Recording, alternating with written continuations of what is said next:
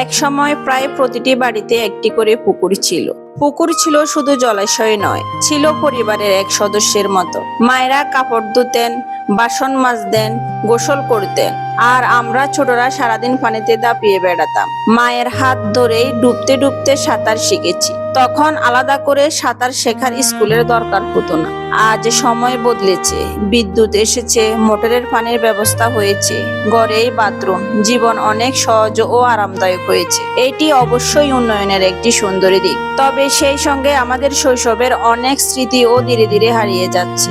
এখন গ্রামে থাকা সত্ত্বেও অনেক শিশু সাঁতার জানে না, কারণ তারা পুকুরে নামে না, তাই অনেকে সাঁতার শেখার সুযোগ পায় না। তবে একটি বিষয় মনে রাখা জরুরি, সাঁতার শেখা খুবই উপকারী, কিন্তু তা অবশ্যই নিরাপদ পরিবেশে এবং কোনো দক্ষ প্রশিক্ষক বা দায়িত্বশীল বড় মানুষের তত্ত্বাবধানে শেখা উচিত। সময় বদলাবে, জীবনও বদলাবে, কিন্তু শৈশবের সেই পুকুর, পানির চলচল শব্দ আর মায়ের ডাক, এইসব স্মৃতি আজও হৃদয়ের গভীরে অমলিন। আপনার শৈশবে কি বাড়ির পাশে একটি পুকুর ছিল?